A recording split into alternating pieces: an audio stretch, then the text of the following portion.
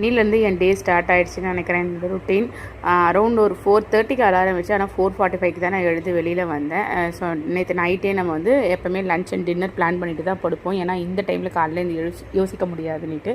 So morning டிஃபனுக்கு வந்து இட்லி பண்ணிவிட்டு பன்னீர் பட்டர் மசாலா காமனாக பண்ணிட்டேன். சப்பாத்திக்கும் இட்லியும் சேர்த்து தொட்டு சாப்பிட்டுட்டணும் அப்படின்னு சொல்லிட்டு 2 சப்பாத்தி, பாயில்டு எக்கும் அண்ட் தென் பன்னீர் மசாலாவும் வச்சாச்சு. ஆக்சுவலாக எனக்கு வீடியோ ஷூட் பண்ணணுன்னு எனக்கு ஐடியாவே கிடையாது. பட் ஸ்டில் நேற்று நைட்டெல்லாம் எனக்கு தூக்கமே வரல. காலையில் எழுந்துக்கணும்னு அந்த யோசிக்கும் போது எனக்கு தூக்கமே வரல. ப்ளஸ் வந்து என்னோடய ஃபஸ்ட் டே ஆஃப் காலேஜ் வந்து எப்படி இருந்தது, நம்ம எப்படி கிளம்பணும், நம்ம என்ன ட்ரெஸ் போட்டோம் அப்படின்றதெல்லாம் நான் ரொம்ப டீப்பாக திங்க் பண்ணி பார்த்தாலே எனக்கு ஒரு சொட்டு கூட ஞாபகமே வரல. ஸோ அதனாலே வந்து நான் கீர்த்திக்கு ஃபஸ்ட் டே ஆஃப் காலேஜ்க்கு என்ன லஞ்ச் பேக் பண்ணுறேன், லஞ்ச் பாக்ஸில் தான் நான் பார்த்து வாங்கியிருந்தேன். ஏன்னா ஒரே லஞ்ச் பேக் எடுத்துகிட்டு போகணும், அதில் 3 இருக்கணும்.